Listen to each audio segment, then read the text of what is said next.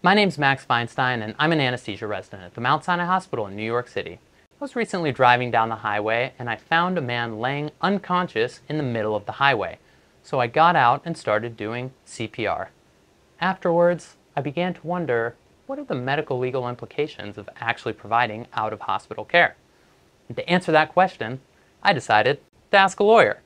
Hi, I'm Jacob Appel. I am both an attorney and a physician, and I'm the director of ethics education and psychiatry here at Mount Sinai Hospital. And I get asked questions like this a lot. And the first thing I tell people is that in most states, you don't have to help anybody in a situation like this. So there are a handful of states that have rules called duty to assist laws that make anybody have an obligation to help a stranger in need. But New York State, for example, is not one of them. So you want to keep on driving, you want to wave goodbye, you can do that. The only exception, by the way, is a half rescue. So let's say you're walking by a pond and you see someone drowning and you swim out to save them, and then you realize that it's your boss and you don't like him, so you wave and you swim back. That you can't do because you deterred other people waiting along the side of the water from jumping in to save him. So other than a half rescue, you are free to drive by in New York. That doesn't mean it's the right thing to do. So there's another law in New York State, and most states, called the Good Samaritan Law, that protects you if you do offer assistance to a stranger in need. And it applies if you're a doctor or if you're a layperson. And this rule basically says that if you engage in care with the best of intentions, meaning you're acting out of the goodness of your heart, not out of an ulterior motive, you are protected from lawsuits for negligence.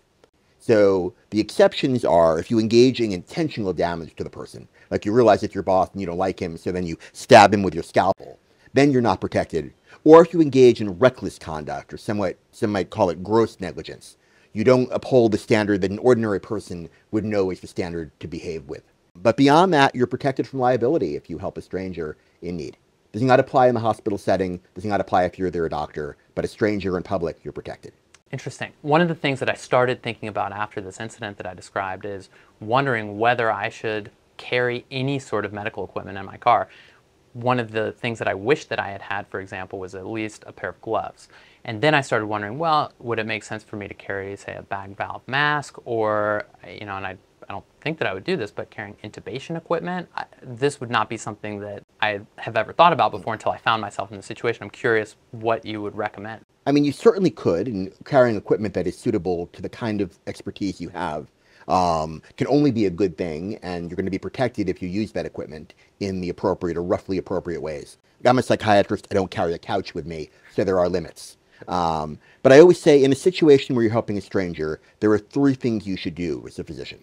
First, you should announce that you're a physician, because that will deter people who are not physicians from intervening, and they'll know why you're stepping forward. Then you should explain what your specialty or expertise is. So if I'm a psychiatrist and I step forward and say, I'm a physician, I'm a psychiatrist, and the chief resident in anesthesia is standing behind me, they may be more suited to help in a particular situation. They won't assume I know what I'm doing. And then finally, you should turn to someone, point them out specifically, and tell them, get help or call 911. Because as I mentioned, you can't do a half rescue. So until EMS or the police or someone else comes to intervene, you're going to be trapped in that situation once you start.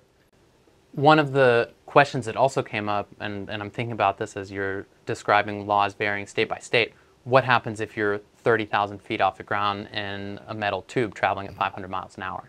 Generally, state laws are not protective, but there are complex rules governing aviation. What I always say is if you help someone in a plane, there are two principles to keep in mind. One, if you ever go before a jury or a state medical board and you've tried to save someone's life in a plane and explain what they did, they're not going to care what the technical rules of the law are. They're going to say you were a doctor and did a good deed, and it's going to redound to your advantage. In contrast, if you stand back and say, I don't want to help you, and you're in a confined space like a plane and there's no other doctor, whatever the law says, it's not going to turn out well for you. On the other hand, many Good Samaritan laws have an exception that says it doesn't apply if you do it expecting compensation. So I always tell people, because everybody knows that airlines give you frequent flyer miles and a free drink and all sorts of benefits if you help someone on a plane, a malevolently intentioned plaintiff's lawyer might argue that you expected that, and therefore you should turn down any free compensation they offer you for helping someone on a plane. So would you generally recommend that you turn down compensation if you provide care on an airplane? Yeah, I would say in any setting, you want to do your good deed, You want to specify so that nobody doubts it that you're not becoming the patient's doctor and you don't want to accept any compensation.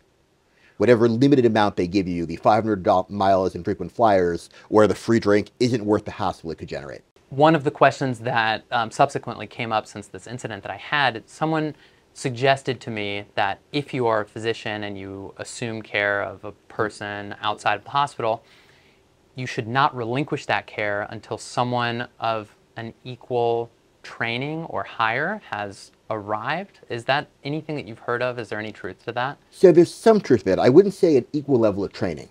I would say an adequate level of training to manage the situation. So if you're an anesthesia resident, turning over care to a random passerby might not be appropriate.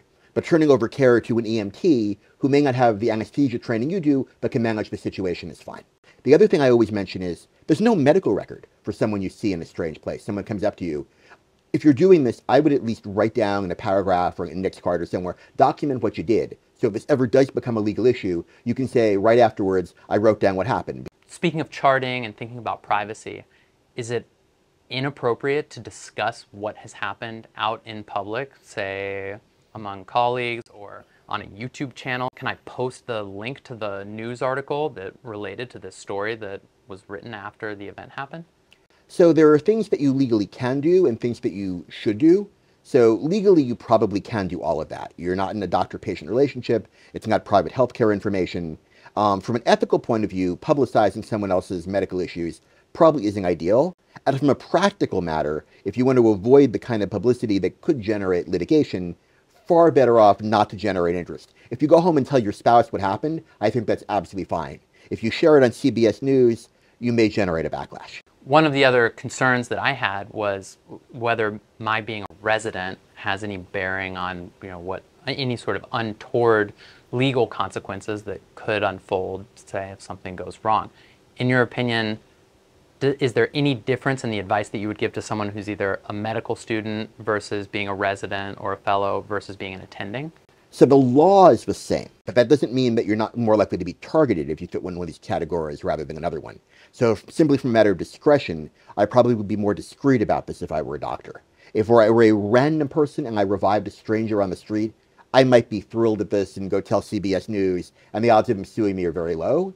If I am the chief of anesthesia, I may be a larger target. And I always remind people, just because you're not liable and going to win a lawsuit doesn't mean people can't sue you anyway. And you probably want to avoid the hassle of people suing you frivolously or mistakenly or filing a complaint with the medical board that is rapidly dismissed, because it still costs you time and energy. I understand that in addition to being a physician and an attorney, you are also a book author. Do you happen to have any place where my viewers could find books that you've written? Sure. So my latest book is Who Says You're Dead, which is actually a compendium of ethical dilemmas about medicine and science, both for doctors and for lay people. So they're fun, and it addresses exactly the kind of questions we're talking about today. And you can find it in most bookstores, on Amazon, or a lot of copies on my grandmother's shelf. Would it be advisable to put a link to that in this YouTube video? Sure, absolutely. I think we'll include that. And speaking of books, I put this library back here. I realized, we're in a simulated operating room, but I wanted to make it feel a little more at home. It's a little kitschy, but that's the decor that I went for. Well, I'm one of the judges for the National Book Critics Circle Awards this year, so I get a crate of books every day, so I feel right at home. I really appreciate your time. Thank you very much for talking with me. And just as a reminder to everyone, in this video, none of this is medical advice. And none of this is legal advice. If you need legal advice, either consult an attorney or marry one. So thanks very much for watching. If you found this video helpful, I'd really appreciate it if you liked it and subscribe to the channel. I'll see you next time. Thanks so much.